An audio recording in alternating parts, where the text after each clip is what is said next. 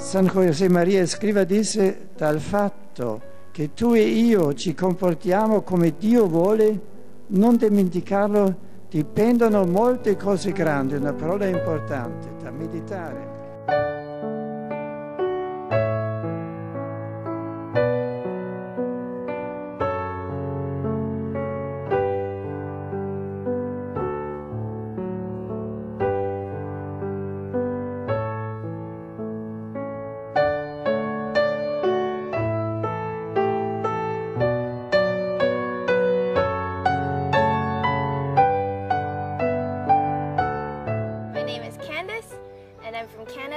When I was a kid, I didn't really take my faith very strongly because my dad was an atheist and my mom brought us to church, but I didn't really take it very seriously.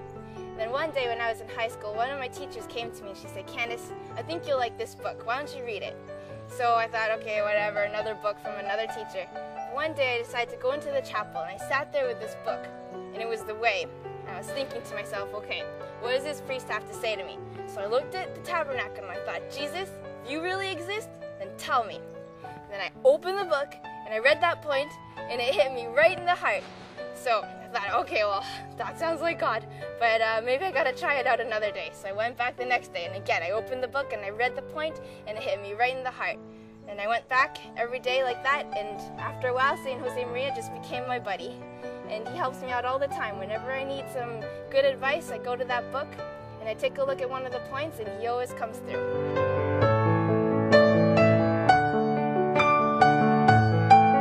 Me lembro muito bem a primeira vez que eu fui na casa, né? Foi numa quinta-feira, né? E eu cheguei, subi, né?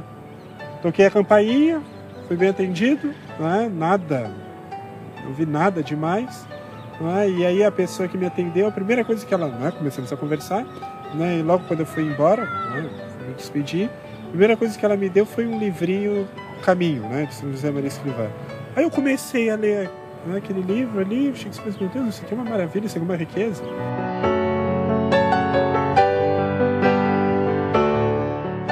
The Way has also made a profound influence in my life. I read it when I was in high school, and one of the first questions that really made an impact is number 5, when it says, learn to say no.